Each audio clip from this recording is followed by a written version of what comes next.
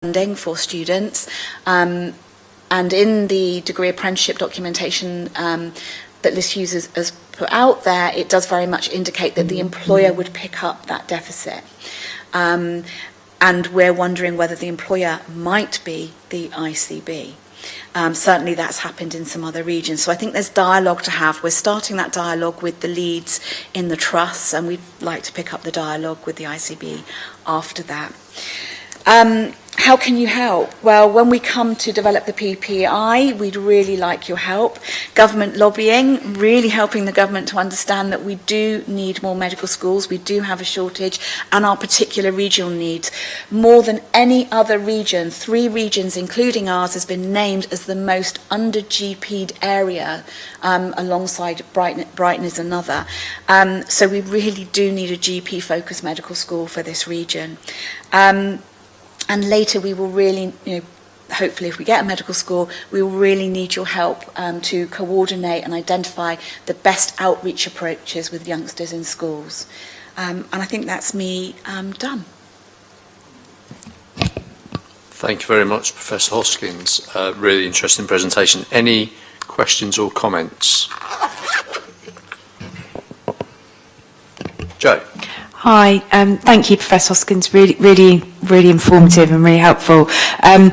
I work for the ICB and I'm the place director for Portsmouth, so equally passionate about having a medical school in the city. I'm really happy to help you have those conversations with the right colleagues in the ICB. So really happy to link up with you and support that conversation. Thank you. David. Yeah, thank you, Shreya. I think that's really powerful, and it's an issue that came up at the GP Summit last month, and I think it demonstrated to all of us how important the presence of these institutions are, not just to the city life and the richness of city life, but particularly in terms of the stickiness and then the longer term improvement in the availability of clinicians. I think the same is true around dentistry as well, from what I'm hearing. So I think that from a multi-agency point of view, anything that we can do to support, I'm afraid the City Council are unlikely to be your sugar daddy on this, but anything that we can do to help in terms of the lobbying, and certainly in terms of encouraging multi-agency engagement, then we'd be very happy to do so. And there are a couple of voices here on the ICB board as well, so do let us know when you're going to be taking that issue in that direction. Thank you. Helen. Thank you, Chair. I think this is an incredibly exciting opportunity for the city and the surrounding area.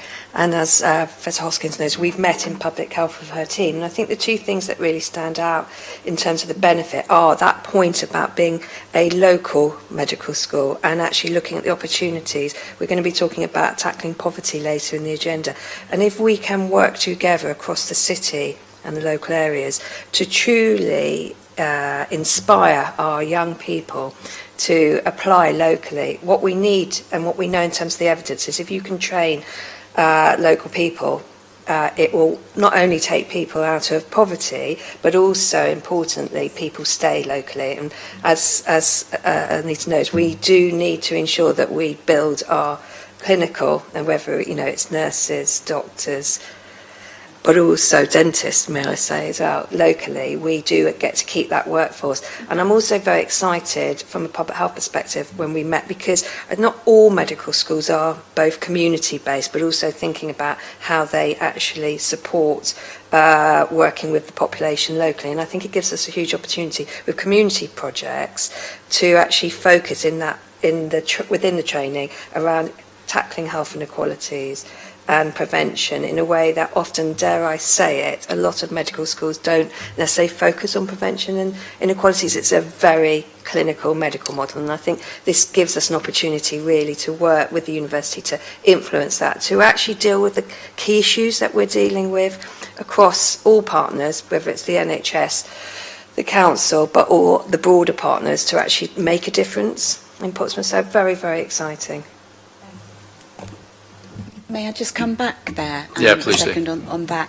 So related to what Helen's saying, it's also about research, and designated what the research of this medical school would be doing in collaboration. So, for example, Matt's on a document at the moment where we're talking about what are the regional health needs, what are the strengths, research strengths within the University of Portsmouth, and how do we bring those two things together to find the kind of symbiotic relationship of this is the sweet spot, this is what we need to focus on in research, and then innovation as well. So particularly around medical technology, that's a big innovation area for our region and could bring lots of jobs completely unrelated to the health economy, but related to the technical economy. So we want the research focus also to be about the region and the region's needs. Linda. Hi there, thank you. Yeah, as a local GP, highly supportive of this project, and I'm really pleased that you're looking at diverse applicants, because I was in a school meeting the other day. My daughter's just started A-levels, and the teacher there was saying that straight A stars and A's, they're not getting into med school, which is crazy when we have a shortage of doctors. But actually, it's not straight A's that make a great doctor. There are many other characteristics of a great doctor, and I'm really pleased that you're going to be looking at that. Yes. Thank you. I found that really, really interesting and much needed. I'm in complete agreement.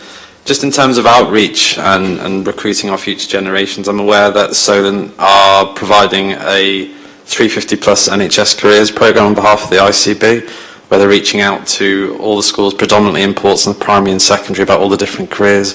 And we can have guest speakers and do all sorts of things where we can really sell it. And that might be a really good way in. Very happy to support you with that if you want.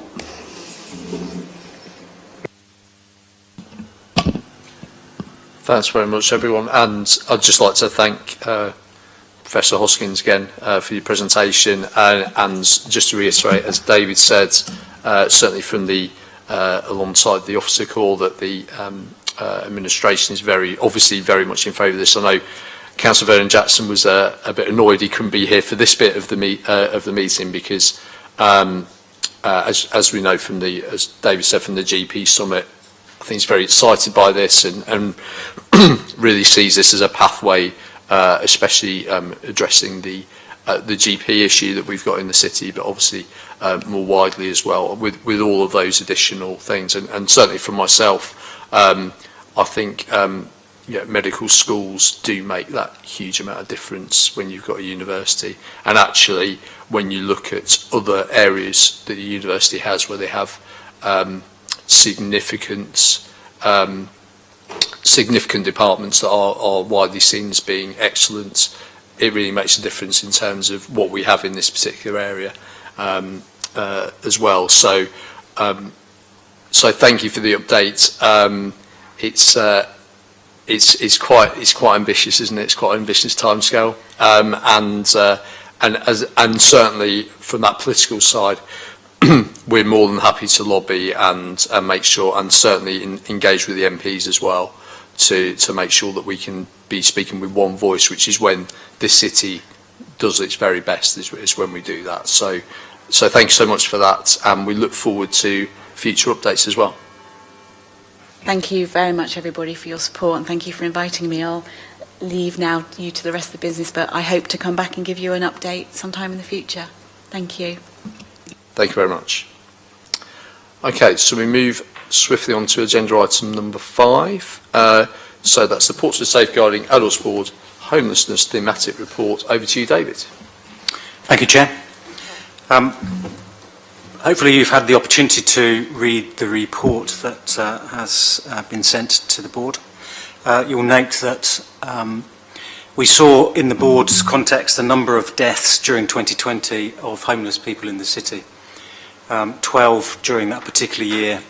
Obviously it was the start of COVID and the restrictions. 5 deaths were noted in 2019, so there's small numbers nonetheless, but certainly an increase between 5 and 12. So the board decided to undertake a thematic review into some of those deaths. We chose 4 men who died during that year tragically in very difficult circumstances. And the thematic report, I think, is very good at amplifying the lives of those men and the difficulties that they faced, and the struggles, I think, that a number of agencies had in meeting the care and support needs of those people.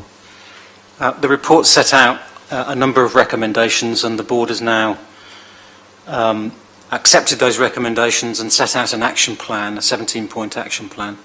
I'm pleased to be able to report to you a number of areas where we've already made progress in respect of that action plan, particularly around homeless day services, strengthened links between health and adult social care.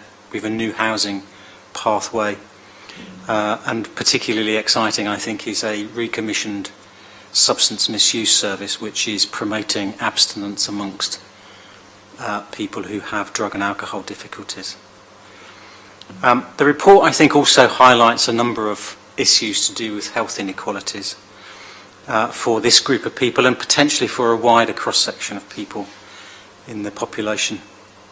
And the Portsmouth Safeguarding Adults Board is therefore requesting this board uses this report to write to the ICB to encourage them to explore the health-related recommendations in this report, and to explore whether they have a greater applicability across the Hampshire and Isle of Wight geography.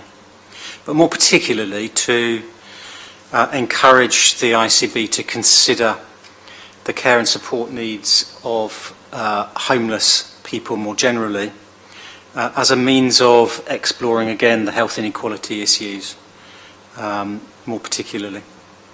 So I commend this report to the board. Thank you very much, David. Any comments or questions? Andy. Thank you, Chair, and thanks, David. I think this is really fundamentally important. It speaks to our health and wellbeing strategy in terms of focusing on where people live and the support they receive. But it also talks to our Portsmouth residents, and we know that the risk of becoming homeless is ever greater in the current circumstances, economic circumstances that we're facing. It also provides us with an opportunity to share our learning, I think, with the wider ICB, and to get the circumstances faced by our residents that are homeless onto that health inequalities agenda, which I think would be really important for us to take that forward. So just commending the report, really. Thanks, David, for bringing it here, and fully agree with the recommendations. Thank you, Andy. Terry. Thank you, Chair. So just a quick question around the homeless day services. Are they currently open all year round, or is it seasonal? All year round. All year round, thank you. Susie? Thank you, Chair. It's more a comment, really. I thought that's one of the most powerful reports that I've read in a long while, actually. And thank you for writing it and telling those stories, which I think is a very powerful way to get across what we're all trying to do collectively. And I've been present on the homelessness working group, and often those case studies are brought each time, and I think they're really important. But the comment I wanted to make really was the links with drugs and alcohol are obviously, very obvious in this report. But what struck me was the story behind those stories, and particularly the stuff around abuse, childhood abuse. And I know I'm sort of talking to people who are already on the same page, but I think it's worth our while constantly remembering that this starts at some point, which is not always the obvious point that we're presented with at the time, and how we need to continue to, when we're working with families and children, is to realise that this could be that 42-year-old on the street if, even though it doesn't look like it at this moment in time. So thank you, it was a really great report. Roger. Thank you. I obviously commend the report as well. It's an emotional read going through it. And agreeing with the two previous speakers, I think one of the themes that I read in there was that the four gentlemen were left to access or refer themselves to services. There wasn't that sort of assertive outreach approach, and I thought perhaps that was missed as one of the recommendations, because that is something services could do. So just a comment, really. Thank you. If I could reply to that, I think you're absolutely right, Roger, and I think one of the things that the board has been doing, and indeed at its last board meeting, we had a workshop to look exactly at that issue, because a number of the men, not only the 4, but in the wider population of the 12, were also signposted quite frequently by professionals to services, but never got there. And it's led us to really think deeply about what further actions should the agencies take to enable those frontline staff to do that little bit extra. And I think that is one of our key themes that we want to keep working on over the next few years. Linda. Thank you. Again, very powerful document. I was touched in section 5.68 where they were talking about the hotel and how they actually felt safer in a hostel than a hotel. And it just makes me think, you know, we assume that they're going to want to be in a lovely hotel with a nice bed every night. Actually, that's not necessarily what they want, and we really need to be making services that are accessible and what they would like to, access themselves, and not just make assumptions on their behalf. Terry. Yeah, thank you for letting me come back, Chair, if I can, just to shadow certainly the point that Councillor Horton made, and many of us in the room will know about ACEs, adverse childhood experiences, and one of the things that we're adamant about at the OPCC is that trauma-informed practice, so prevention and looking at the reasons why certain behaviours and things are installed. So I'd encourage everybody in this room, all partners, to really have a look at their trauma-informed practice and how that weaves into the work that they do. But thank you. Thanks very James. Thank you, Chair. I just wanted also to add my thanks to the Safeguarding Board for the review and for the report. Both Andy Biddle and myself have shared that within our directorates to ensure that those within our service that have a part to play in securing accommodation and support have read the report and understand the findings. I'm also grateful that you recognise the context has changed since everybody in where we were using hotels, and we now have in the city accommodation which is better suited to those that find themselves in a situation where they require this type of accommodation. And equally, we're building on the support arrangements that we can make sure the support is available at the point of need as opposed to through referral systems. So there's, as you recognise, much work that's happened since. That's not to say that we should rest on our laurels, and this year the City Council and its partners are consulting on a homeless strategy. At the minute we have a separate homeless strategy covering our statutory duties and a rough sleeping strategy, and we think the time's right to merge those two together so that we can create something that looks more cohesive and seamless from the point of view of a resident in Portsmouth, and also continue to improve the accommodation and support. So it's another place in which the learning and the findings will be taken forward, but very grateful for the work of the board. Thank you. Thanks very much, everyone, and thank you from me for the report, David, and for the it's very in depth, as has been said. It's very honest as well, and I think it really it's that point in time, isn't it? It's where we're taking a look at how things were at that point in time, but also, as James has said, things have moved on in that particular thing. There's been the new provision of drug and alcohol services, but it also shows things that don't just occur in this context, but also more widely. And actually, from Roger's suggestion, I'm going to ask then if we can just maybe put an extra recommendation in there that recognises the work that's going on about referrals. So just about recognise the work that's going on via the Safeguarding Adult Board and within the health and care system locally about referrals, and we just have that as an extra recommendation because obviously that's how we're moving forwards, and work is going on with that. So I think that's correct. We recognise that in our recommendations. But this is, for me, I've worked as a sport worker for people who are homeless in the past, and you really do get that in terms of they have to, in that way they had to go out and seek things on their own, but also it is that level of just loneliness, being so alone, they feel so isolated from everything, and as has been brought out, including by Councillor Horton, the stuff that's gone on in their past is so often why they are where they are, and they've got to where they are, including from childhood. I had someone I worked with, and it was only in the last few days that I supported them before they fortunately moved on to a sustainable thing, that they actually divulged the biggest thing that was involving them, because they just felt so embarrassed and everything, that they just didn't feel like they could talk about it, because it was embarrassing to them, to their family, to everything.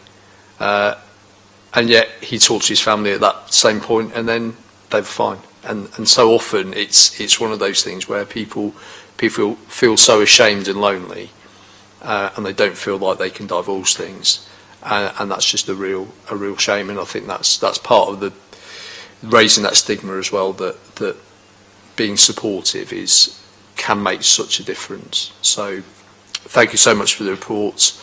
So just to confirm the recommendations, with the addition of the one recognising about pathways into support for people who are homeless. So we have note the findings and recommendations from the thematic review, write to the Hampshire and Isle of Wight Integrated Care Boards to request that the ICB review the health-related actions in the action plan and consider whether those actions are relevant across the Hampshire and Isle of Wight ICB, and ask the Hampshire and Isle of Wight ICB to consider the provision of care and support to residents of Hampshire and Isle of Wight who are homeless as part of the ICS responsibility for acting to minimise health inequalities, and request the ICB confirm to the Portsmouth Health and Wellbeing Board the actions the ICB intends to take. So, sorry Sarah and David, you've got some work to do. Is everyone happy with that? Thank you very much. Next is Health and Wellbeing Strategy Poverty Theme. Helen and Matt, over to you two. Thank you, Chair. So I'm going to introduce and talk through a couple of the key points, and then if Matt wants to then add anything, I'll bring him in. So you'll all remember that poverty is the first of the 5 priorities that we are bringing today to the Health and Wellbeing Board to feed back, but also to, I suppose, also ask of member organisations what they can do. So it's coming back first, as we already had an existing partnership tackling poverty steering group.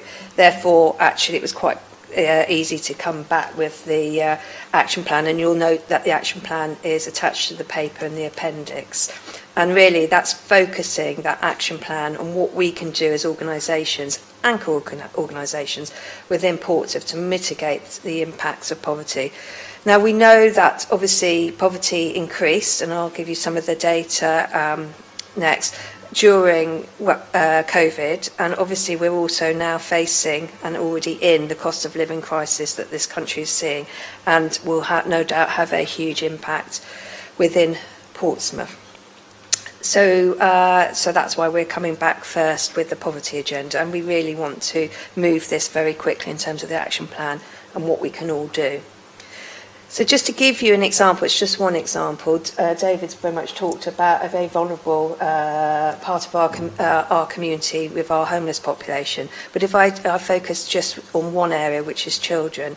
So between 2015 and 2021, the proportion of children living in relative low-income families steadily increased from 15.7%, which is already high, to 21.4%. But as you know, we also always have variation in the city, and so if we lose something if we don't then look specifically at the most deprived areas of our city. So if we take, for instance, a variation, so that figure is 10.3% of children living in poverty in Drayton and Farlington, to 33.6% 27.7 in the Charles Dickens ward.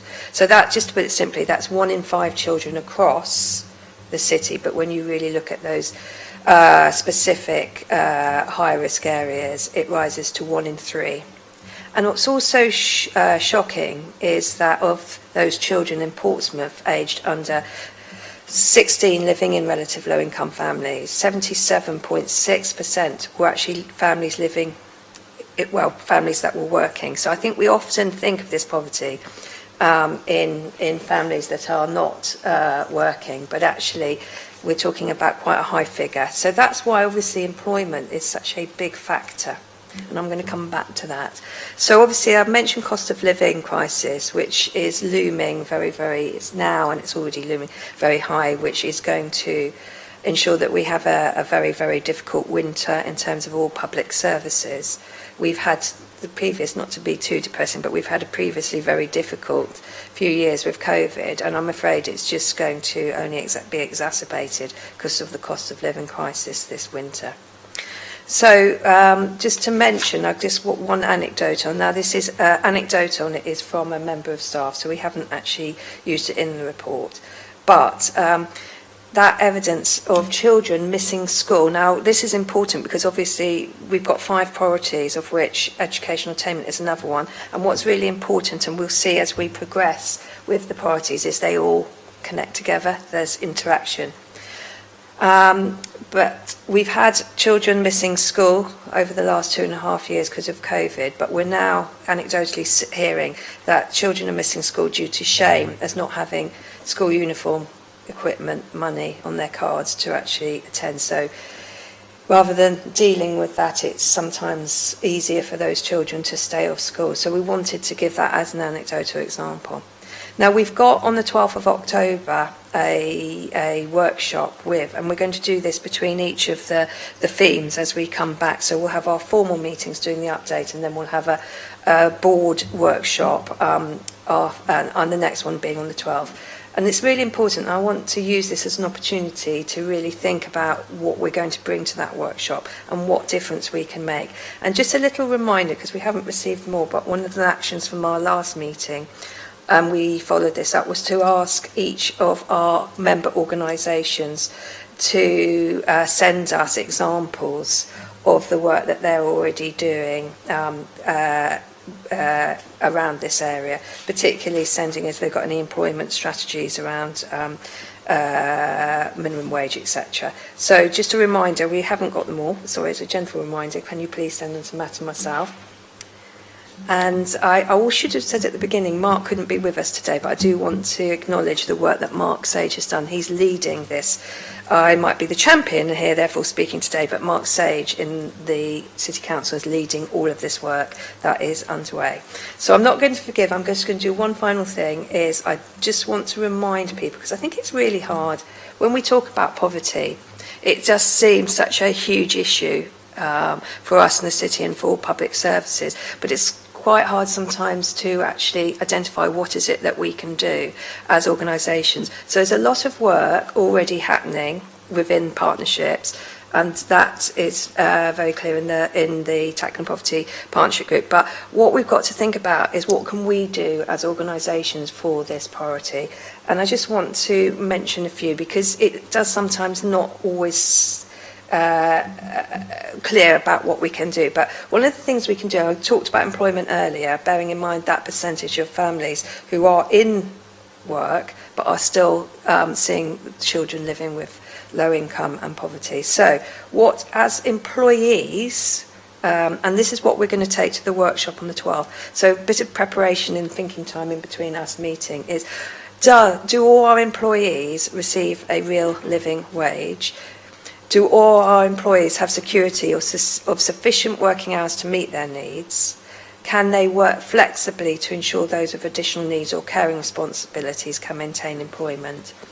And can we, through work, and it goes back to Professor Hoskins' conversation earlier about the medical school, can we, and also the response from Solent, can we ensure that we are giving our employees opportunity to progress into and through work? with training and support to fulfil their potential and increase their earning power, to really lift our families, because we are big employees. If we look at Portsmouth residents, and there's a significant number of percentage of our population who work for our organisations, whether it's, you know, the council, the fire service, the NHS, etc. I'm probably missing others out, but you know, we are the biggest employers in terms of the public services locally.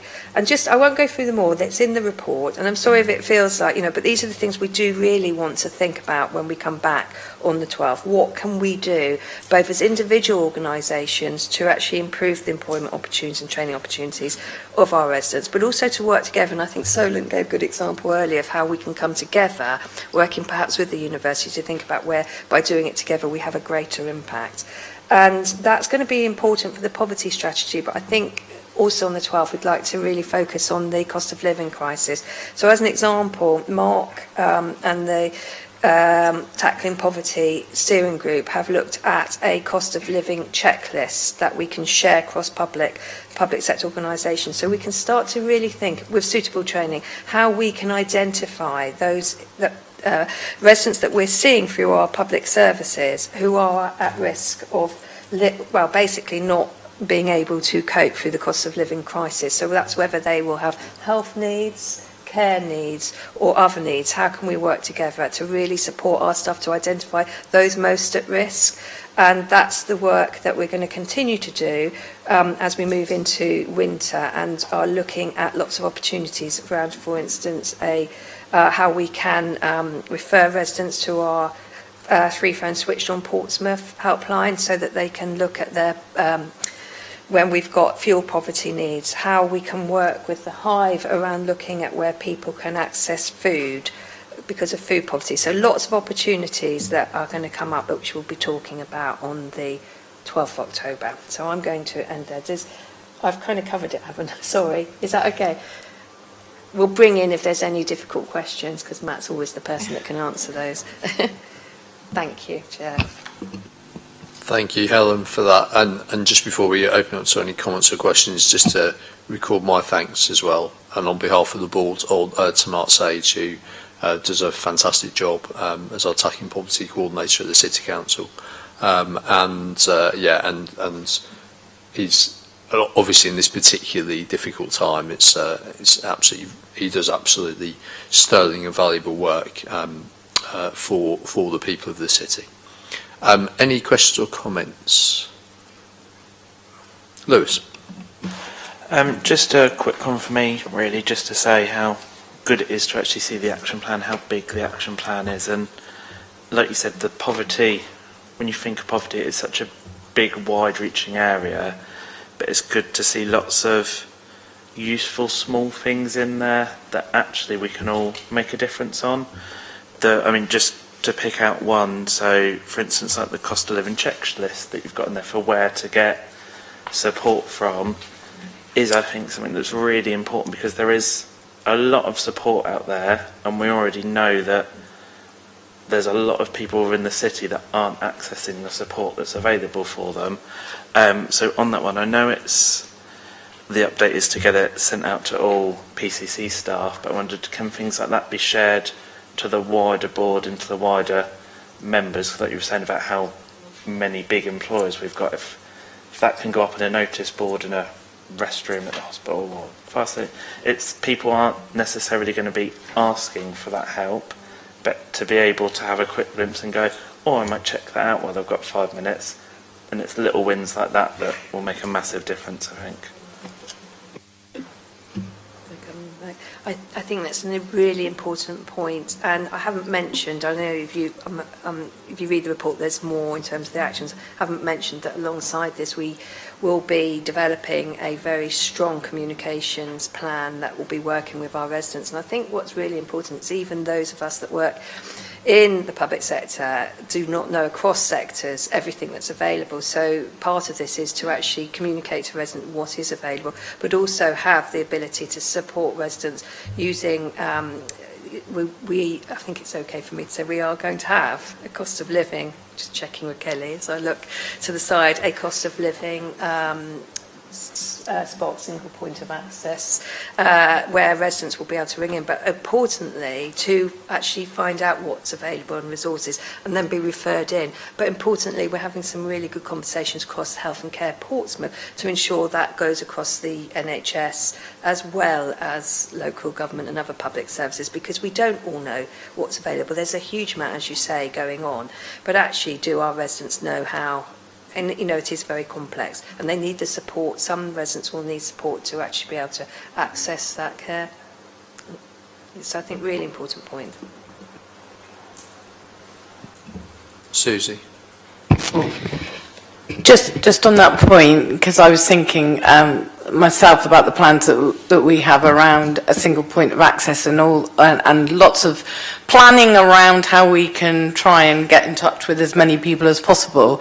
But at the same time, I think we need to hold back from over planning, because a lot of this is going to be really organic. There's going to be a lot of people who've not really needed services before who will need them for the first time. So there'll be some people who are used to the systems, and actually I think we need to be open to that flexibility. So I know when I met Lorna the other day, we were talking about the Hive, and actually is the food pantry the location for example, school uniforms?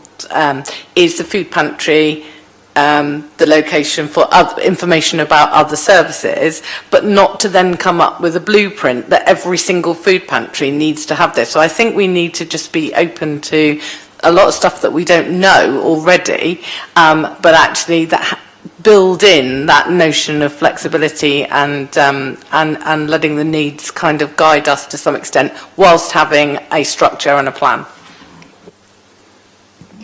James. Thank you, Chair. I have the privilege of actually line managing Mark Sage, and it is a privilege, and thanks to all of those that have recognised the work he does for the City Council and partners.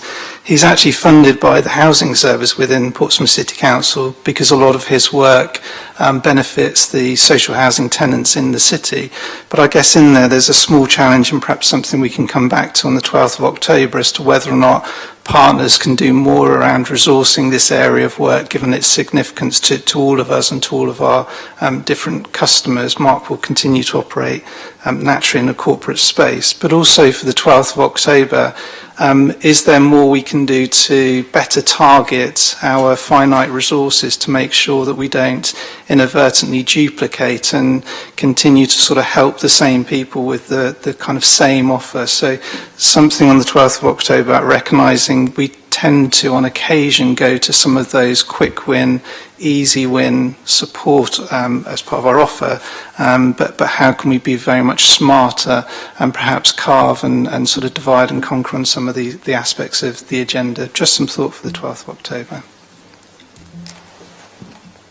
Thanks, James. David? Yeah, I think just picking up on that and Susie's comment as well, part of the way in which we're looking to design the comms around this and the data capture is to make sure that we glean as much insight as we possibly can and then learn and adapt our approaches to that. And that's something that we'll be wanting to develop with other agencies as well. And, you know, as Helen said, the dialogue with clinician colleagues has been really interesting in terms of the way in which the GPs are developing their own checklist. And I think we can learn an awful lot from one another around that, because I think, as Susie said, this is going to be a developing issue, and it is going to be touching people who maybe have not been touched by these issues in the past and in different ways. Thank you. Thank you, David. Just on this, I mean, I think having just had our thematic report from David's last, and then we have this, I think we can't underestimate the obvious link between the two. That if we get these things right now, and we can collectively as a city be addressing some of those issues around poverty, then some of those issues that have come up in adulthood and indeed have come up during adulthood might not happen. So I think it's actually really good to have this straight after that thematic report, because it does show that link through, and the wider the wider issues that we deal with as a health and wellbeing board. So, but yeah, just thanks again for the report today. It's just for noting, as I say, is a really pre thing for us to think about prior to October the 12th, and I hope to see plenty of you there on the 12th of October, and it's some really good food for thought and everything for us to move forward on now. So thanks very much for that. So we stay with Helen and Matt for the Public Health Annual Reports. Thank you, Chair. And I think we're continuing in the theme, and I'm going to pass to Matt shortly because he's got a short presentation, but I just wanted to remind us, much like the safeguarding annual reports, this is a statutory duty for the Director of Public Health and the local authority to produce one each year, and we focused last year on COVID, and I think there will be some of that continues into this year's report, because that's obviously the data has been impacted, and it's that post-COVID or living with COVID we're seeing still obviously in this report. Now it kind of is, I suppose, what's the phrase?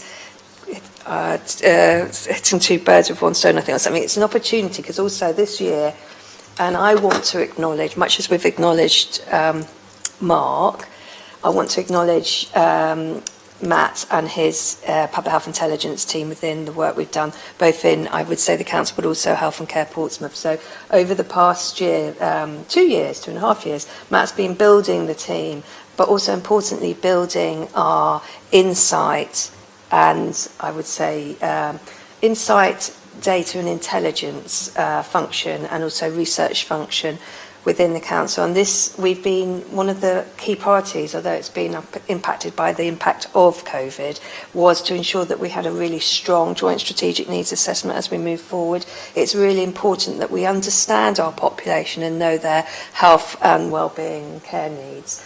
And that's why this is really timely. So we've decided to produce this year our annual report, use it on our joint strategic needs assessment. So I hope it's incredibly useful. What we also find is that people know it's there, but not necessarily a bit nervous of it or don't necessarily use it. So we are working currently, although you don't have that today, with our communications and graphics team on actually producing infographics that people can use, because I know that it's about making it accessible as important. But I'm going to pass over to Matt now, who's going to show some of the slides. Thank you, Helen. So, as Helen said, the full report, Appendix A, goes through in detail what is our summary of the kind of key population health needs in the city. It's available on the City Council website on the JSNA page, so it's there for all of you to access. All of the analysis in that is then underpinned by more detailed pieces of analysis around specific conditions or issues. We don't publish all of those because they're generally not of interest to the wider public, but they are available on request. So there's a shared JSNA inbox that you can email, and then we can provide you or colleagues with that more detailed information if there's specific topics that you want to look at in more depth. As Helen said, we have produced a more accessible version. It wasn't ready, but it was ready at about 9:59 this morning, so I've covered it in the slides now. It is also available on the JSNA website. So that's the kind of version that I think will be more useful for people that just want a kind of at-a-glance look at what the issues are. And that's what I'm going to show you today. So I'm not going to go through the detail of the full report, because that could take us all morning, but that's there for those of you that want to look at it as well. So as Helen said, we've tried to capture it all into an infographic that just highlights some of those key issues, and we'll be working with colleagues in Healthcare Portsmouth and the Council Communications team to produce more of these, so that there'll be then separate infographics on specific topics as well. So this is a very much an overview one, just highlight some of those key issues. Life expectancy in Portsmouth is lower than nationally, and in those more deprived parts of the city, healthy life expectancy, so the number of years you'll live in good health, is 15 years shorter for men and 14 years shorter for women than in the less deprived parts of the city. So that's a significant proportion of people's lives that are then lived in poor health as well. A number of 254 deaths from causes considered preventable, and we look through what those main causes are in much more depth in the report. But they are those big issues: cardiovascular, cancer, respiratory, all of which see Portsmouth rates significantly higher than the rates in the rest of England. and we know the issues that will improve some of those things, so both improvements to local environmental factors that we're addressing through the place-based health and wellbeing strategy, and working in partnership with colleagues across the local system, but also those key issues. Smoking, we know 14% of people in Portsmouth estimate to smoke. That rises to 27% in those in routine and manual jobs. It's the biggest preventable cause of ill health, disability and early death. We still see 12% of mothers in Portsmouth smoking at time of delivery, with all the potential impacts on long-term health that come from that. Alcohol, again, is the biggest risk factor in terms of years of life lived with disability. So and obesity there, again, 2/3 of adults in the city estimated to be obese or overweight. So those are the big issues that, from a public health point of view, and you'll all be very well aware of, but we've highlighted those in that infographic, and then we'll produce more other versions on other topics. And then the rest of the executive summary, which I've just covered in these slides, I won't go through all of it, effectively takes the text that's in the executive summary in the report that you've seen and then just presents it in a slightly more visually appealing way. So it explains, as Helen did at the beginning, what the context for the annual report is, in terms of it providing that baseline as we move out of the COVID phase and start moving into living with COVID, and how we plan services going forward. And then those key statistics that I've already mentioned. Again, I'm not going to go through all of these because it's all covered in the report, but this is what the executive summary will look like. So that's also available. So we've got a range of outputs really designed for different audiences that you can access and share with colleagues in your organisations as well. And I'll stop there, but happy to take questions on any of this. Thank you very much, Matt. Any comments or questions?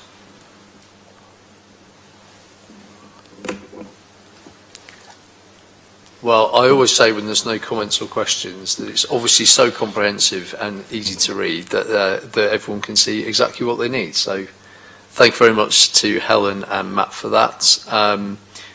Obviously, this is a key part of our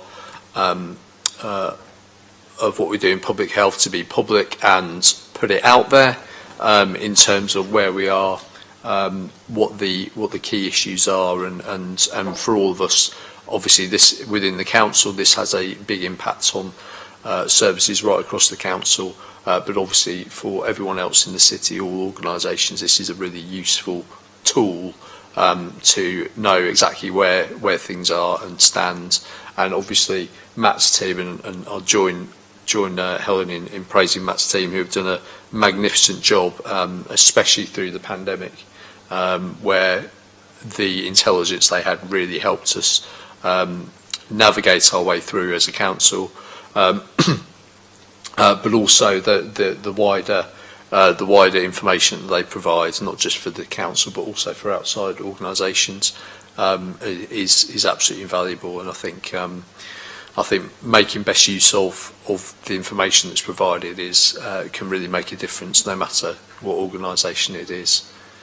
I'm going to ask if we can slightly change the agenda. Councillor Vernon Jackson has a particular interest in the pharmaceutical needs assessment, so I'm sure he will be here, but I'm still going to leave it as long as we can. So if we bump that down to the end of the agenda, I'll move now on to agenda item 9, which is the Better Care Fund narrative plan. Over to you, Jay. Yeah, thank you. Better Care Fund, as you know, is really familiar to us and a key part of our Section 75 integration between now the ICB and the City Council. We are required each year to submit an updated version of our Better Care Plan to NHS England.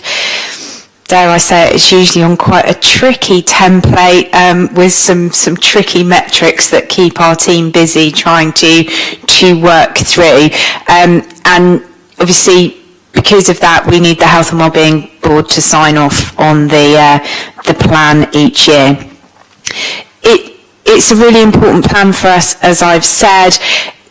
Probably fairly little changes each year, if I'm honest, because this is most of the funding in the BCF is how we bring our services in the community together. So a lot of the money is spent on those services that are a core element of our delivery to prevent people from going into hospital, to support early discharge from hospital, and to prevent people going into long-term care. So it funds familiar services for us in terms of PRRT and our embedded reablement services such as Spinnaker and now the South Sea unit. It also provides quite a lot of our voluntary sector service response as well that we fund jointly. Having said that, not necessarily reflected so well in the plan because of where we are in the planning stages, but what we will see in the BCF through the course of this year is some changes to the schedule as we've increased new schedules, as you know, as part of our strengthening of that integration. So some of the smaller elements of the BCF services that are provided will move into other services. So safe space, for example, will move out of the BCF schedule and into the health and wellbeing schedule, and some of the mental health services will move into one of those other schedules. So we have a much more focused look on how we spend the money in those areas. Gosh, breaking the microphone, apologies. Sorry. And then the only two other bits I just wanted to flag are the work we're doing around bringing together the South Sea unit and consolidation of Jubilee. So again, how we fund that will be really central to the BCF.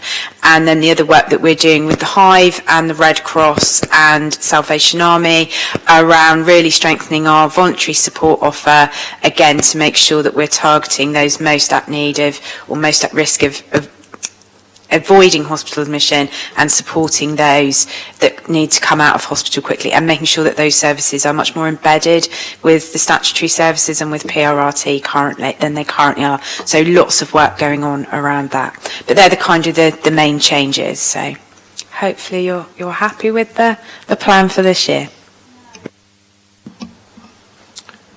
Thank you, Jo. Any comments or questions? No, thank you so much for this, Jo. It's a very key report again to give us the idea across our systems how the Better Care Fund is going forwards and what the plans are. This is a really key part of our integration that we're so proud of in the city, and the work that's been going on to make sure that continues under the new governance arrangements of the NHS in our area. So thank you very much, Jo. So on to agenda item 10, autism and neurodiversity. Over to you, Claire. Very welcome. Thank you. Do we have slides? Lovely. Okay. So I've come to talk to you today about a piece of work we've been doing in adult social care around autism and neurodivergence. We are taking a slightly different language approach in adults compared to what children's are doing, simply because we're being led by our autistic and neurodivergent community in the city, and I can talk about that a bit more if anyone has any questions. So I'm going to talk to you a little bit about some work that started in the middle of last year and what we found. I'm starting with a quote from the chair of our Autism Forum in the city, Veronica Price, who would have joined us today if she'd been able to. Society's prevailing narrative of autism has been largely informed by so-called experts from the non-autistic world who have perpetuated partly or completely inaccurate, misleading and dismissive views. I think it's fair to say we haven't pulled any punches in this work. We think it's really important to actually communicate how the autistic and neurodivergent community are experiencing us and our services. So, for those who aren't familiar, the Portsmouth Autism Community Forum is an open forum for autistic and neurodivergent people, carers and professionals and this work was carried out on behalf of and in partnership with that forum. So the work was seeking to understand how autistic and neurodivergent people are experiencing public sector services, what's working, what's not working, where there are gaps, what the level of demand might look like for new services, and what level of resource might be required, and also starting to gather some priorities for a new strategic plan and making sure we were linking into other work that's taking place. So, data isn't great, unfortunately. There's no accurate data due to underdiagnosis, misunderstandings and misdiagnoses, both in the population and in the world of medical professionals. The estimated prevalence of autism specifically is between 1% and 2% of the population. More recent research is suggesting that it might be likely to be more like 3%, higher prevalence in deprived communities. When I tried to interrogate System 1, our shared record system, there were 1,010 active patients with an autism or similar diagnosis. Basically, the data that I interrogated, nothing matched up and nothing made sense, so we basically disregarded it. There's a huge potential to prevent worse health for autistic and neurodivergent people in Portsmouth. Autistic people specifically are at double the risk of dying due to virtually every cause of death. The reasons behind that are not well understood, but I'll go on to speculate a bit based on what the autistic community told me. Autistic adults who don't have a coexisting learning disability are 9 times more likely to die from suicide. That increases to 14 times if you're an autistic woman. And the average cost of suicide is £1.7 million. So there's a clear a clear reason right there, let alone anything else, to be investing in better support for autistic and neurodivergent people. It's currently hard for most autistic people to access standard health and social care services. The way that we communicate with people, the way we require people to interact with us can be quite rigid. Even when we think we're being person-centred, often we're not, and the autistic and neurodivergent people will try to fit in with what they perceive to be what the neurotypical world is asking of them. So, you know, just again, that in itself, improved communication, improved personalisation would make a big difference. The Office of National Statistics data shows that just 22% of autistic adults are in any kind of employment. So again, there is huge opportunity here in relation to the tackling poverty agenda and in terms of improving both health and well-being and economic well-being. So data has shown that autistic people are least likely to be in work out of any other disability group. There is a clear legislative and policy context behind this work, which is good news. The Autism Act, I haven't updated that, was the only disability-specific legislation until the Down Syndrome Act came in earlier this year. The Care Act is really clear in terms of the social care obligation to offer assessment and support. There is an all-party parliamentary group on autism which published a really, really powerful report back in 2019. The NHS long-term plan references the need to improve support for autistic and neurodivergent people. Despite all of this, we're not alone. All local authorities have struggled to implement the legislation and policy due to a variety of factors, and the pandemic obviously hasn't helped. So the existing service offer in Portsmouth, the only real avenue for understanding what's going on for someone in terms of their social communication differences is a formal diagnosis. And the wait for diagnosis in Portsmouth is currently more than 2 years, more like getting towards 3 years. Autism Hampshire are our current provider for post-diagnosis support and information and advice. It's a fairly traditional kind of service that they offer. It doesn't meet everyone's needs, and lots of people feel that it's not local enough. So there are certainly things to be improved there. There are small numbers of people being supported adequately, and in some cases well, by adult social care and our occupational therapy colleagues. When I interrogated System 1, the adult social care unit, lots of people were being bounced around. Lots of them were likely being signposted, which is really ineffectual for autistic and neurodivergent people often. Unfortunately, I heard no positive experiences from autistic and neurodivergent people in the city about their interactions with mental health.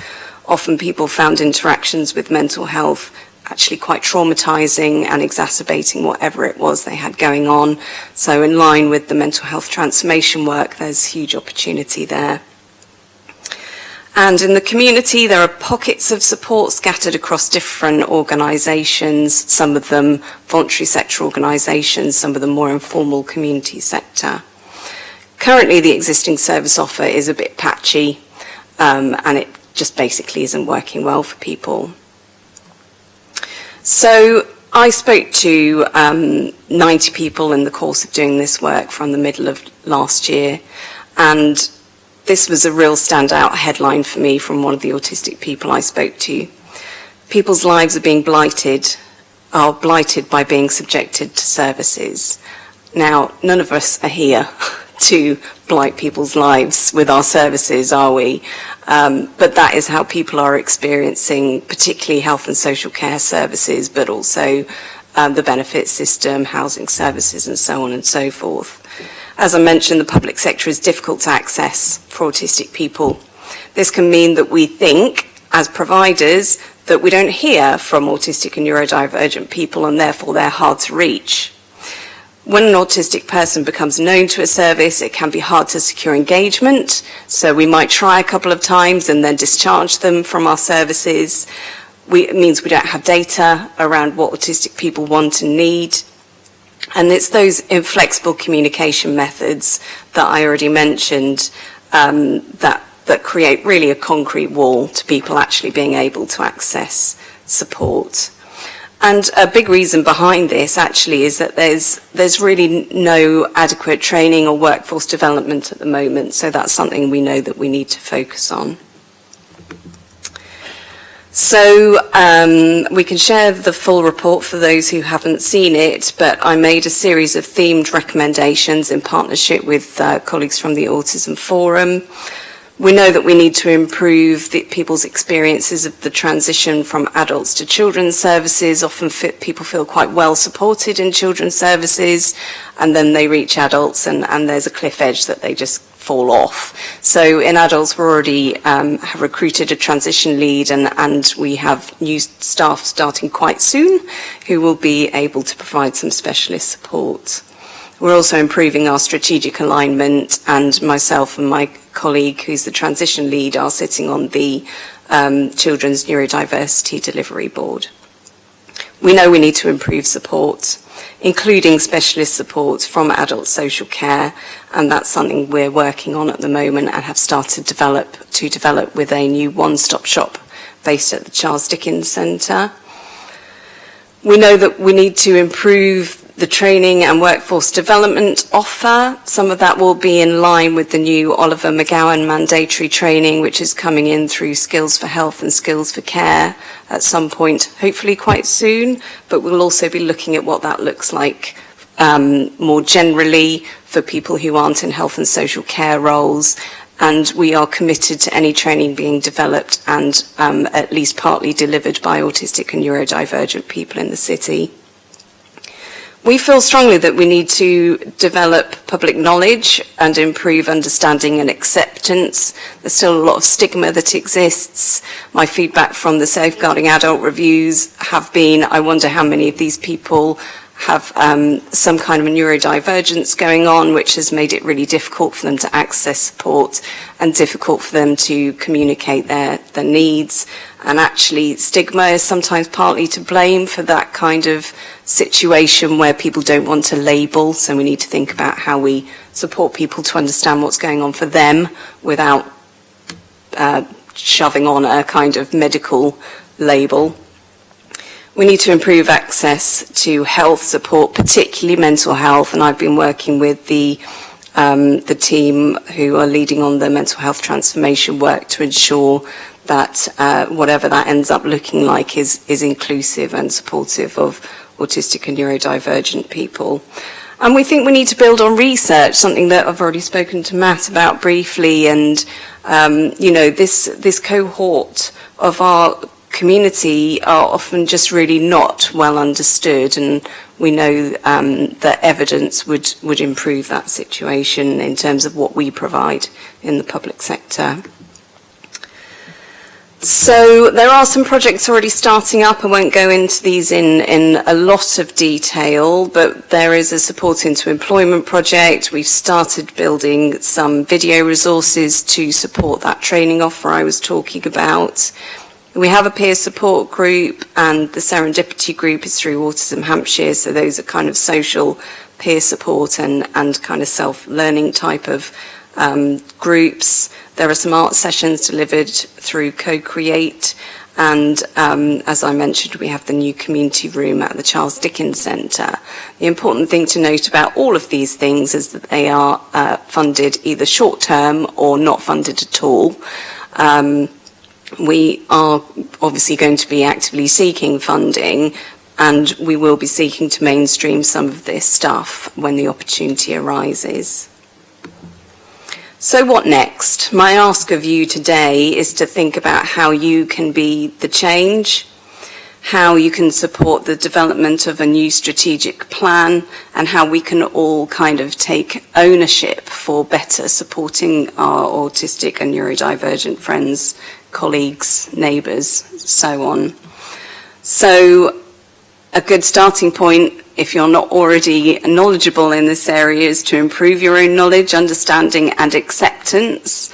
I think we think of ourselves as quite inclusive in the public sector, but if we don't understand what social communication and information processing differences look like, then we can't tailor, can we? Because, it's a sort of catch-22.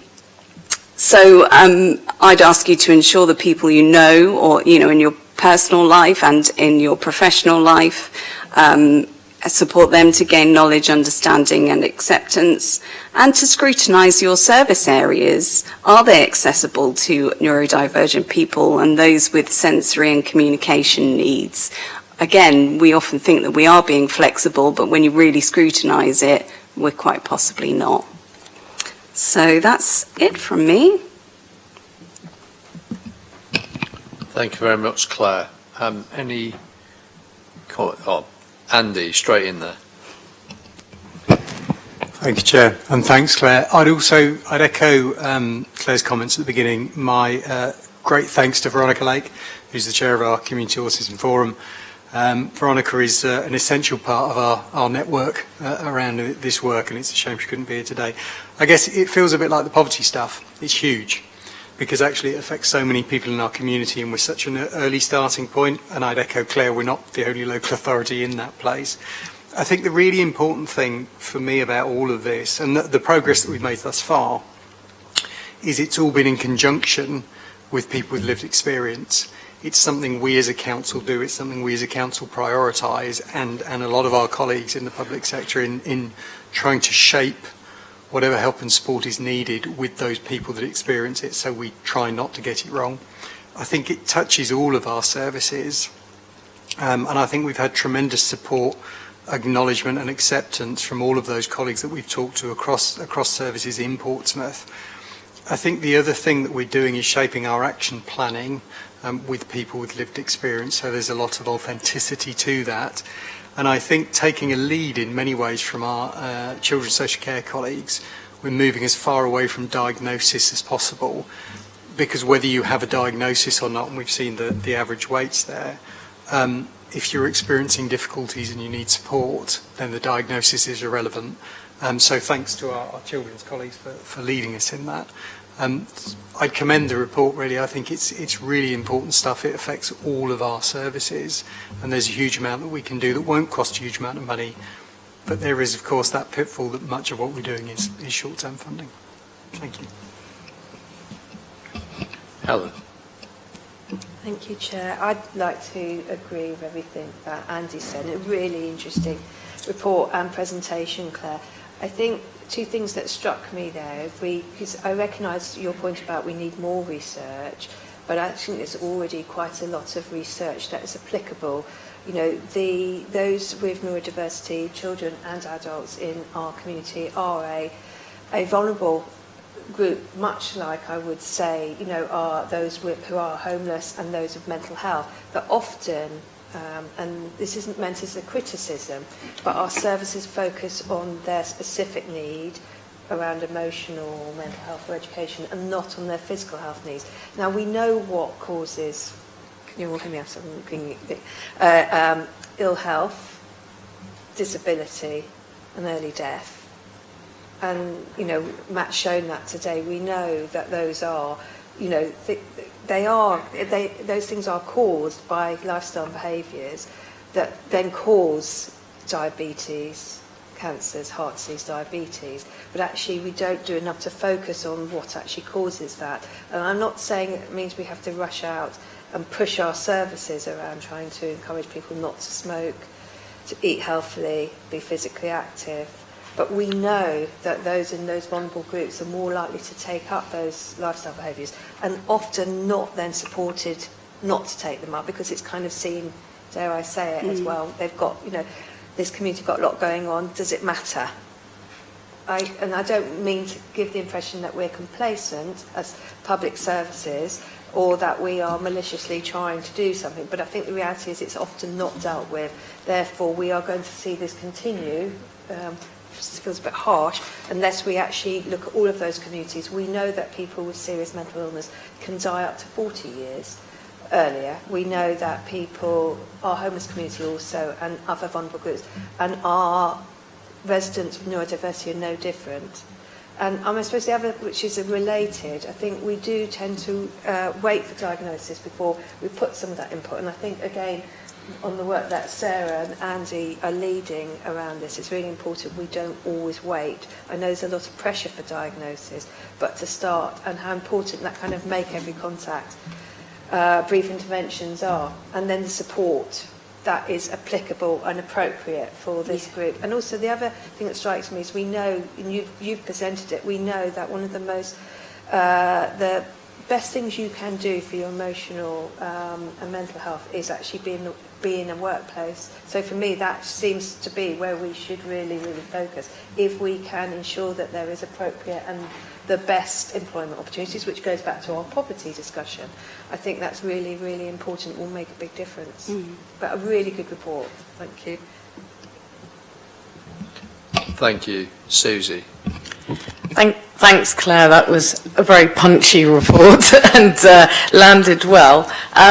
I'm just sort of curious about the generational difference here, because I obviously know a lot about what goes on in children's social care, and I also know I was a teacher when the people that you're referring to were in school. And I'm often asked this question, and we all are, aren't we? You know, has neurodivergence increased, or is it that it wasn't diagnosed? And it's probably a kind of combination of both.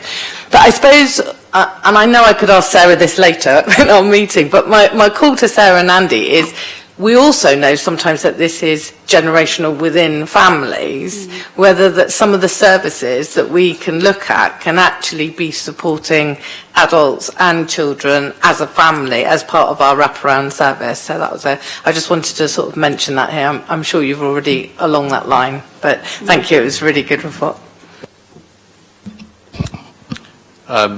Please, Claire.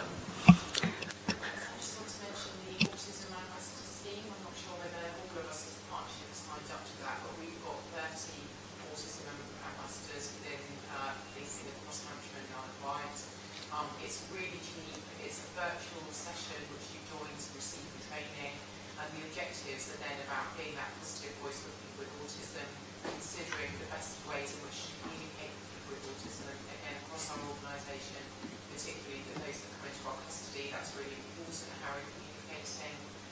It's about making the environment suitable for people and listening to what their needs are.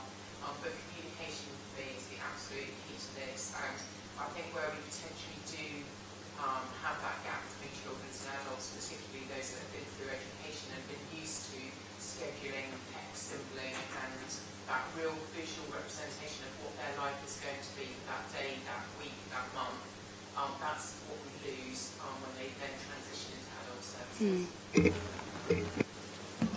Joe. Thank you, Claire. And I echo what Susie said, a really powerful report and really hard-hitting, but probably what we need to move this forward. And again, I'd echo what Andy and Helen have said. It does feel quite huge, but there are lots of things we can do and get better at that won't cost huge amounts of money. And you mentioned the mental health transformation and how important linking this work has been with that. And I just wonder how many of our other transformation work, and particularly taking account the physical health needs, some of these people, are we linking that up properly? And I suggest we're probably not, but really keen to work with you and to sort of share the report and the findings with the team so that we can get better at doing that. Yeah. Thank you. Can I come? Thank you. Some really interesting comments.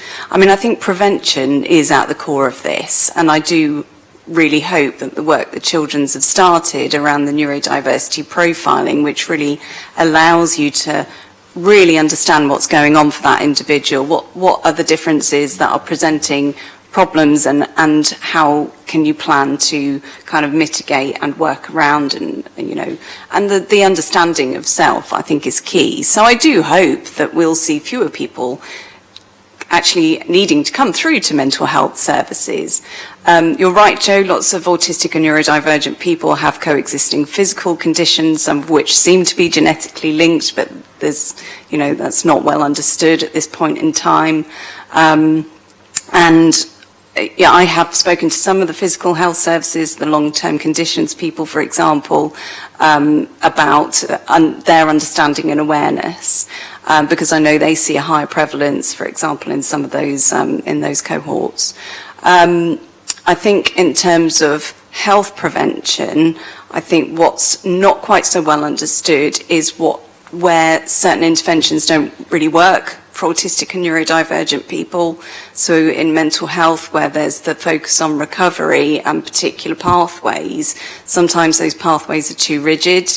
And I would assume that, again, it's not well understood, but I would assume that some of the pathways used in other maybe substance misuse, and I did have really amazing conversations with our colleagues who run the substance misuse, alcohol, homelessness services, who were all hugely interested in this because they could name people that they were working with who they thought probably were experiencing ADHD, or, you know, or maybe it's adverse childhood experiences.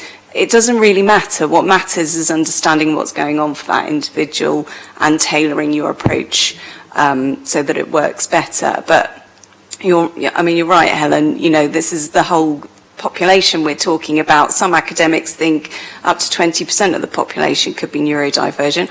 Quite possibly in 10 years' time we'll be saying diversity, divergence, what does it matter? This is about personalisation, making sure that things work.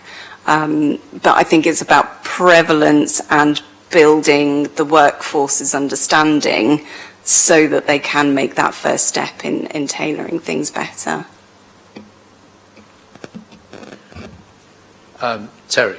Yeah, just one very quick point, sorry to come in late, but I think the point about communication is absolutely key, isn't it? About all services working together and speaking to each other. We all lead very busy lives, but as employers, I think it's really important that we are making time for our staff to be able to communicate with various services. Education is a key one, isn't it? The police, and so often, you know, when the OPCC, I think we find that there are situations that could have been prevented if we had had that conversation and prior knowledge. So I think we really do need to look at communication as employers. Many in the room, we're probably best placed to ensure that there is time and facilities to be able to do that so that we're all talking to each other.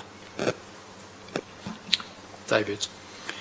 Just wanted to Thank you for the report, and also to kind of emphasise that area of grey. Sometimes people with autism or a neurodivergence, it's obvious that that's what they're presenting like, but there are, as you said yourself, wondering about a number of people in the adult world, serious adult review cases where they may have an autism or a neurodivergent condition, which sometimes is, looks very much like an adverse childhood circumstances. A trauma sometimes looks like trauma.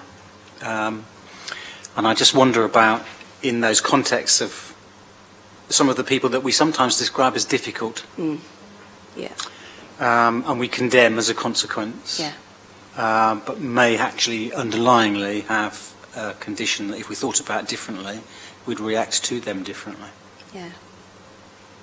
And I think we undervalue what can be achieved sometimes. Sometimes, people have had a lifetime of experiences of the public sector, had a lifetime of feeling that they're working against the rest of the world, or that the rest of the world is, doesn't fit in a way that they can make it work for them. And actually, we expect change really quickly often. I mean, we're not great at understanding behaviour change theory, I think, generally, and that's something I think we need to improve generally across health and social care, and taking responsibility for that kind of making every contact count type approach.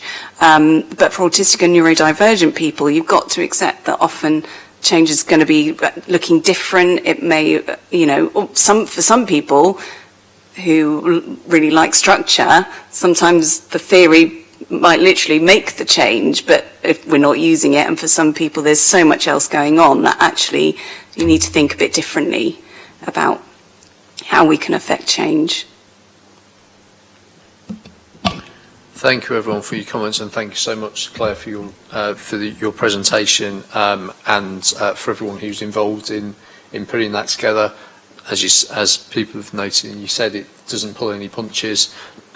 And it really is, I think, a wake-up call for all of us to do the very best for people with autism and more generally neurodivergence. I think that the employment one was really start for me, and I think I don't think we can underestimate the power of peer support in that way, especially for people who are neurodivergent, who are in employment, and about the difference that can make, and create that real aspiration as well. It's interesting, I know a few people who are older with who are neurodivergent, and for them there was no expectation of employment, so they've never had employment, and it's almost like, well, I've got this, so I can't work, and that's just real.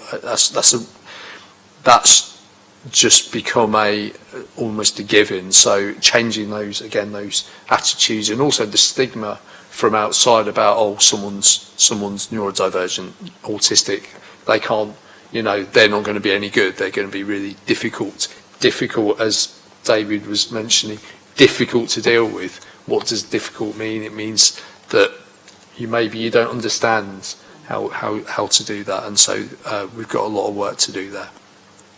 So thank you so much for that, and thank you for your challenge to all of us as well. Councillor and Jackson, welcome. Just to let you know, the item on pharmaceutical needs assessment we're going to do last. Did you have any declarations of interest? No, and my apologies if I'm juggling several meetings at once. Okay, so Kelly, revised Health and Wellbeing Board terms of reference. Thank you, Chair. Just to take you through this really quickly, the report covers two issues. One is the recently published draft guidance on health and wellbeing boards and how they'll operate in the light of the new NHS structures. All the recommendations in it seem to indicate a high level of continuity, and we've also responded to the consultation on behalf of the board, and that's attached to the report.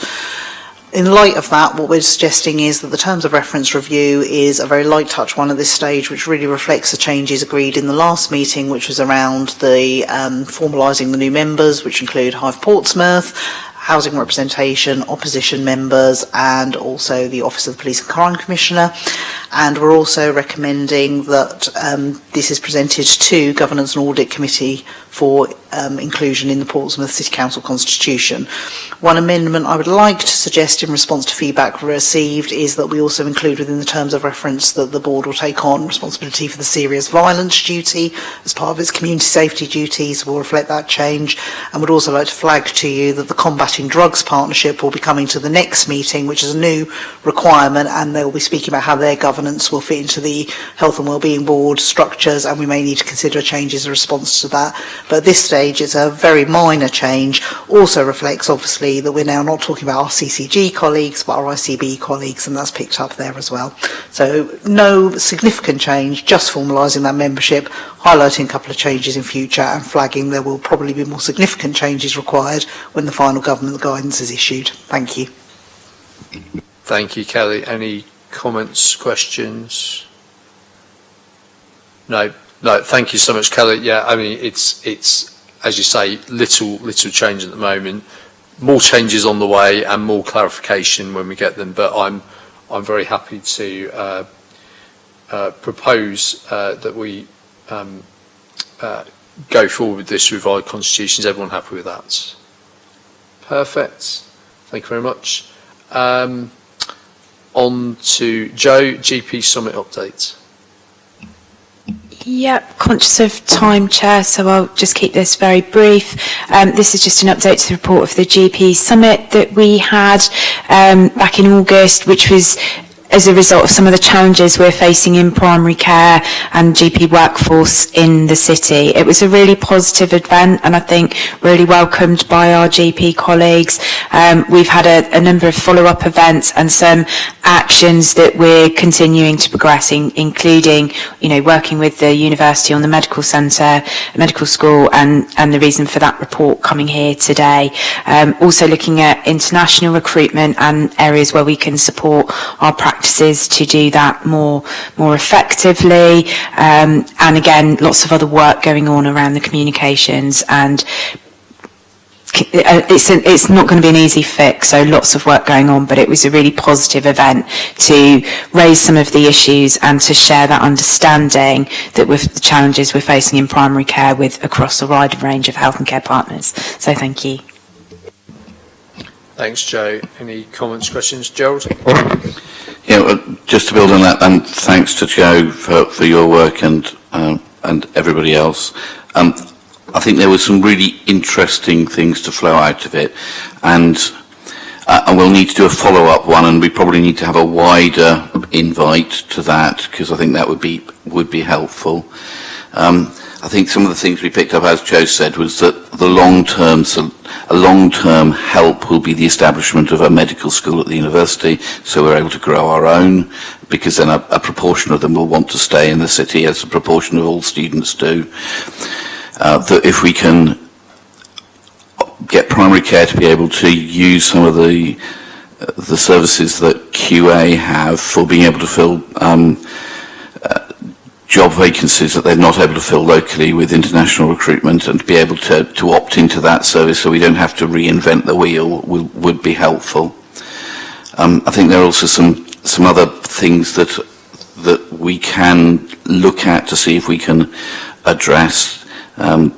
So we've got too many GPs retiring early because there's an issue with the government rules about the pension pots, and therefore people thinking that it's not worth their while carrying on, and in a city where we are really stretched for GPs, that's a problem.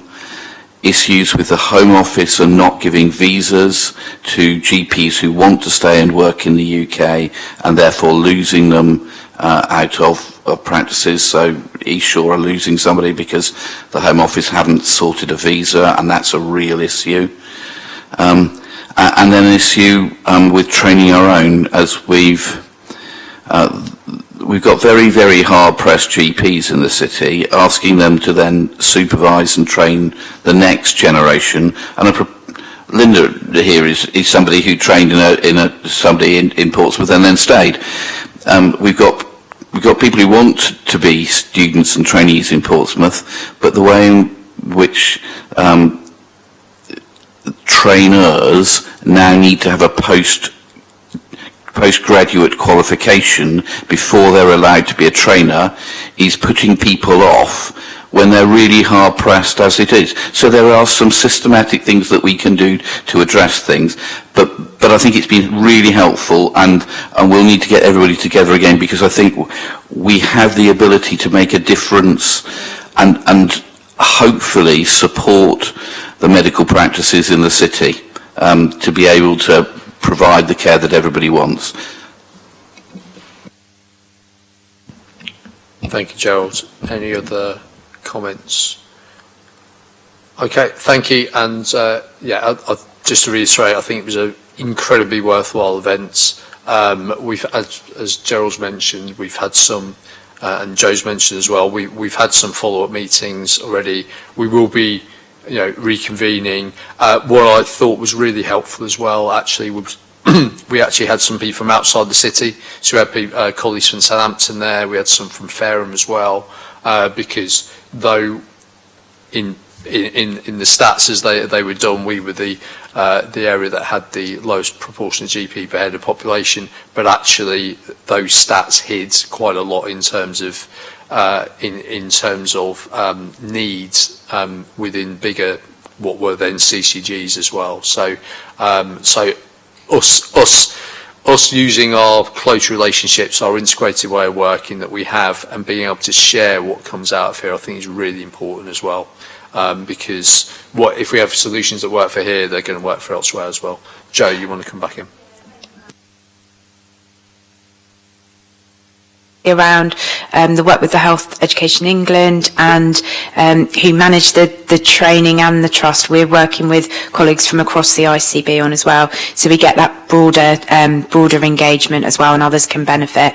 And I'd just like to say that the practices really welcomed as well the visit that you did to one of the practices, because I think that really again helps to raise understanding on both sides, the challenges they're facing and all the work they're doing to improve things, but also the public perception and the challenges that the public are having around access. So building that common understanding and working together and helping each other has been really valued, so thank you. Thanks very much. Okay, so and obviously this will be a one where we will keep people up to date on the Health and Wellbeing Board on a regular basis as things move, and obviously it all fits in with also the medical school as well and their journey. Okay, so back to agenda item 8, pharmaceutical needs assessment. Matt, over to you. Thank you, Chair. So just to briefly give some background, Health Wellbeing Board has a statutory duty to publish a statement of the needs for pharmaceutical services, known as a pharmaceutical needs assessment and referred to from now on as a P&A. We have to publish this by the 1st of October this year. The content of the P&A is specified in the 2013 regulations and remains unchanged from the previous P&As published by this board in 2015 and 2018. We published the draft P&A for consultation as agreed with Health Wellbeing Board in March, and we're now seeking final approval from the board for the final P&A. The draft P&A concluded that with 37 community pharmacies, 1 distance selling pharmacy, that the location, number, distribution and choice for pharmaceutical services serving Portsmouth residents meets the needs of the population. It didn't identify any need for further improvements or better access to services based on current provision. The key points in those conclusions are summarised in the executive summary of the P&A, which is attached in full Appendix A to the reports, but those key conclusions are based on a number of things. The total population of Portsmouth is within 1.6 kilometres straight line distance of a community pharmacy, which is one of the national standards that's used. There's good geographical spread of community pharmacies across all localities in the city and within communities experiencing greatest deprivation. We've got 17.2 community pharmacies per 100,000 population in Portsmouth, which is slightly higher than the average for the rest of Hampshire and the Isle of Wight, and broadly in line with the national average. 99% plus of the population of Portsmouth are within a 20-minute walk of a community pharmacy. And there's good coverage in terms of specific opening hours. We've got 4 100-hour pharmacies, supplementary hours in other community pharmacies, and services in neighbouring Health and Wellbeing Board areas. All pharmacies provide the full range of essential services, and there's good provision of advanced services and a range of enhanced and locally commissioned services as well, with good geographical spread, and the detail of all of that is covered in the report. Section 4 explains, 4.1 explains that P&A is used by NHS England when deciding if new pharmacies are needed in response to applications by businesses. Those applications are contested by applicants and existing NHS contractors and can be open to legal challenge if not handled properly. And Section 4.2 sets out what's required as the content of a P&A. So we've prepared the P&A set out in Appendix A. It's overseen by a joint steering group across Hampshire and the Isle of Wight to ensure a consistent approach across the ICS system, and with the steering group including key users of the P&A from NHS England and the local pharmaceutical committee as well. Section 4.3 covers the feedback to the consultation, which was sent out to members of the Health and Wellbeing Board, existing pharmacy providers, neighbouring Health and Wellbeing Boards, and other key stakeholders like the local pharmaceutical committee. 100% of respondents agreed with the conclusions of the P&A, and therefore only minor changes have been made between the consultation version and the final version, none of which affect the conclusions that I previously set out. It's worth adding, though, that during the time this final P&A was being prepared, 2 consolidation requests have been received. So that's pharmacies that have requested to consolidate from 2 sites into 1. The Health and Wellbeing Board response was submitted to NHS England following the process agreed. Those decisions haven't yet been made, so they're not reflected in the current P&A and can't be. But if changes do take place, then the Health and Wellbeing Board can agree a supplementary statement that updates the P&A in light of changes that have happened during the 3 years that the P&A exists for. On that basis, we're asking the Health and Wellbeing Board to agree the recommendation in 2.1 to approve the P&A for 2022. Thank you very much. Gerald. Thanks, Chair. I had a very useful and interesting briefing from one of the 4 big pharmacy companies in the country who highlighted the issue with the pharmacy contract that the government has with pharmacies up until, I think it's the end of 2024. They're saying that for community pharmacies, it doesn't work for Boots. Boots is slightly different, but for most of them, 90% of their income comes from the NHS, and the pharmacy contracts are cash limited and therefore not inflation contracts. Their expectation to me was that by the end of 2024, 75% of all community pharmacies in the country will have shut because they will not be economic on their contract the government has given them. Now, that may be over the top, but I think it's extremely worrying in a city where we have huge pressure on GPs and where we're looking to pharmacies to take some of that pressure off so that instead of it going up the line from GPs to St Mary's, to the minor injuries unit and then up to A&E, we're trying to take pressure down the other way. And if we're going to lose a very, very large proportion of our pharmacies, that's quite worrying. The other piece of feedback he had for me was that in Scotland, all new pharmacists are qualified as they can give prescriptions. So gradually across the whole of Scotland, all pharmacists will be able to give prescriptions out. Wales is looking to follow suit, but the NHS in England have not been interested in going down this line, which I think is worrying. I have 4 amendments I would like to make to the report, and with your permission, I'd like to read them now. I don't think it changes things enormously, but I think it reflects the position that we're in. Where Matt talks about consolidation, I think we have to be clear this is about closure of pharmacies and removal of services to local people at a time when we need pharmacies to be doing more, not less, in the city. So at the end, so on page, all of them, my amendments are on pages 140 and 141. So section 1.2 and 1.3. At the end of 1.2, and at the end of the first paragraph, I'd like to add a second one, which says, as the city with the worst ratio of patients per GP across the country, pharmacy services are a crucial part of primary care services in the city. Because I think it's really important to say how important it is and why it's important. Then at the end of paragraph 2, in 1.2, I'd change the full stop into a comma and put, and there should be no reduction in pharmacies. At bullet point 4 talks about that 20% of people could get to a community pharmacy. Most people can get there in 20 minutes. I think we need to reflect that that's not true for people with limited accessibility. It's fine for me. I can walk there in 20 minutes. Somebody with a walking frame can't. And I think we need to put in something that says this does not reflect the access for those of limited mobility. And then on the third bullet point in 1.3, the last line, it says the provision of services, so further reduction in provision of services could require an update assessment. I would like to turn that from could to would, so that we would definitely come back and look at it if we do have more reductions in pharmacies across the city proposed. I don't know if people would agree with that, but I just think those things strengthen it a bit, and they're not out of line with what the consultation responses came up with. And Matt is nodding at me, which is I'm very pleased with. Terry. Yeah, no, I would certainly agree with that. Just a point of clarification for interest, really, Gerald, if you're happy to answer. What was cited as the reason for the government not following the Scotland or Wales model in terms of prescriptions? Do you know?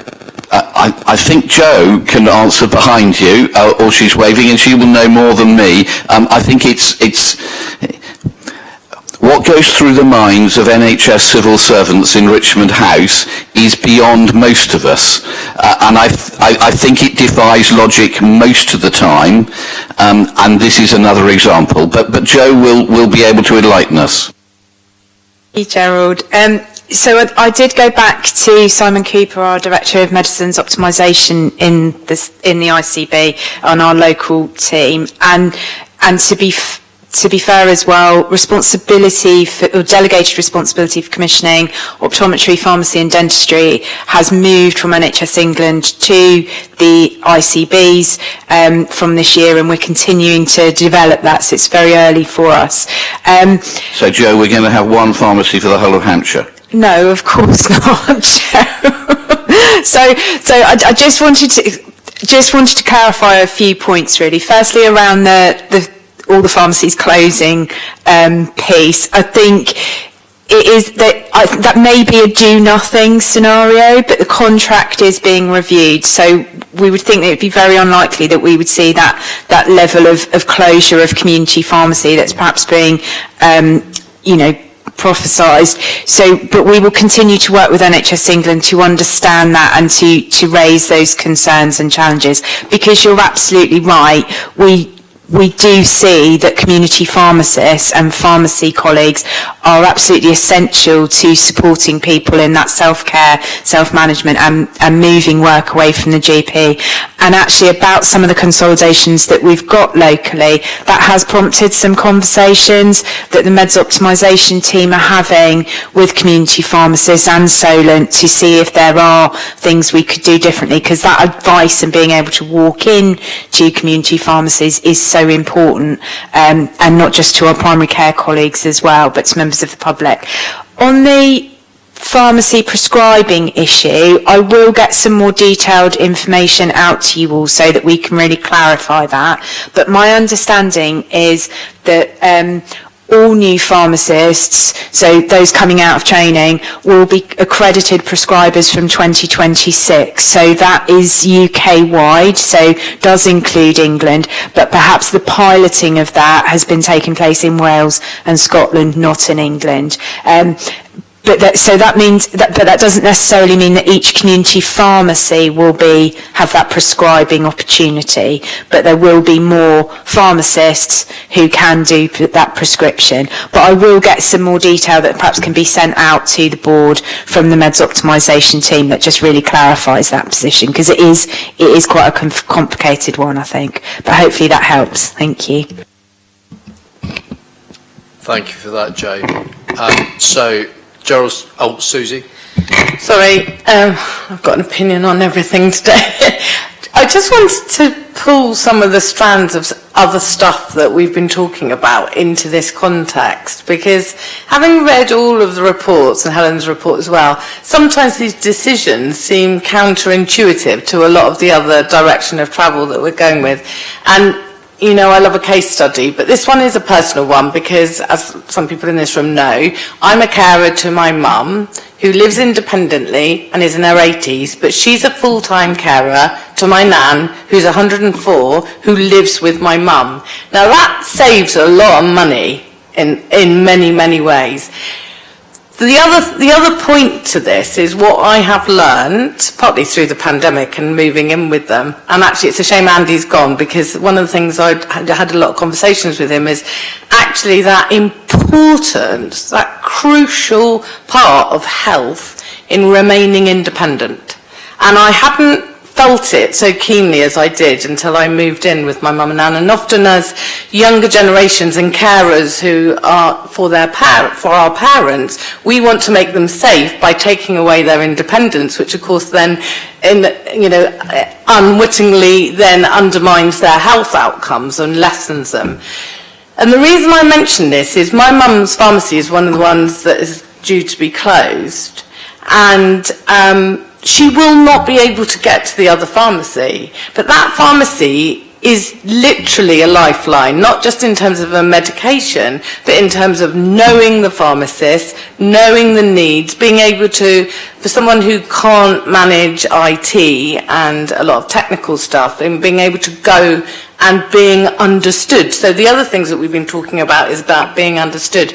And I just wanted to actually take this report, which is very rational and rationalising things, and just put that kind of human context on it, but also the financial and the health aspects of these decisions are really, really, really crucial. And I think the challenge around what sometimes is a logical approach, and I understand the difficulties and the finances and everything, but actually what are the unintended consequences of that in terms of the costs that will be picked up in other areas by closing a local community pharmacy. So thanks for indulging me, but I do feel really passionate about this. Helen. I think that's an incredibly good case study, actually, Councillor Horton. And there are, I don't want this all to be focused. I think that Matt is very constricted on how, ultimately, NHS England have been the commissioners. It's now moving, which I think will be incredibly helpful locally, because we'll be able to use our local intelligence to make some of those decisions.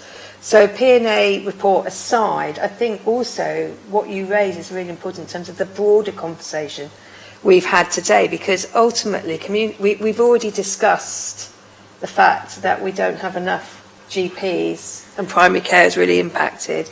We've also recently discussed, we know that we've got one of the lowest per head of capita GP population in Portsmouth, and we know we don't have enough dentists. And community pharmacies are very linked to this, because ultimately community pharmacies are independent businesses, and they are going to be very and I think that's why this is happening actually. They're going to be impacted in the same way as other small businesses in Portsmouth and in the rest of the country. The reality, and I spoke to Simon about this, Simon Cooper, as Joe mentioned, he's our director lead for primary care, isn't he, which includes and pharmacists, And the reality is that a lot of these pharmacies are either consolidating or closing because they can't get the workforce. They're going to be impacted by the fuel, the increase on fuel, and we're going to see more and more impacted, which I suppose goes into the bit that Gerard rightly informs us from his contact. The reality is they are going to struggle, and we need to think more broadly how we're going to support, because it is, as well as being an independent business, as you rightly say, they are our fallback in terms of an NHS health service, and we do need to be aware, and it's not just, I think it's broader than perhaps we've discussed in terms of the P&A.